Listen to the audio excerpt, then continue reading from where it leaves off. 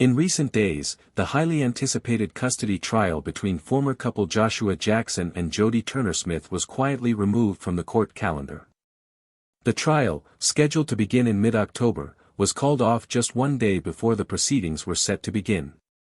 So, what led to this dramatic shift from courtroom drama to behind closed doors negotiations? A number of interlocking factors are at play. First, the two are still trying to finalize their custody arrangement for their daughter, Juno, who is now 5 years old. Although the divorce was finalized in May 2025, important issues remained unresolved, particularly those around schooling and decision-making. Back in June, Jackson filed an emergency motion. He alleged that Turner-Smith had changed Juno's school without his consent.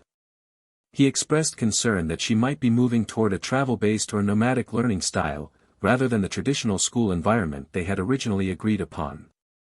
Turner-Smith, in turn, pointed out that under a 2024 stipulation and order, she had been given final decision-making authority over their daughter's schooling, provided she consulted with Jackson first. Jackson, however, alleges she ignored that consultation obligation. The situation is this: the divorce settlement is done, but the specifics of co-parenting remain unsettled. The trial was meant to address not just custody per se, but these decision-making disputes, especially concerning education. Second, legal filings show that Turner-Smith's team filed a request on October 14 asking the court to remove the trial from the calendar.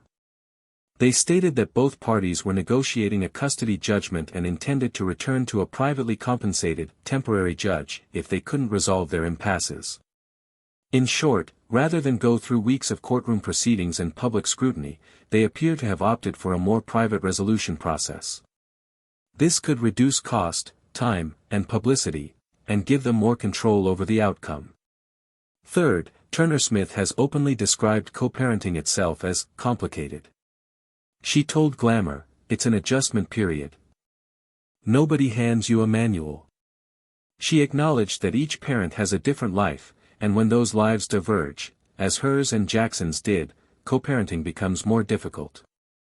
All of this explains why the trial was cancelled: unresolved issues around schooling and travel, an agreement to pursue private negotiation, and a realistic acknowledgement that court proceedings may not be the best way for them to work out what's best for their daughter.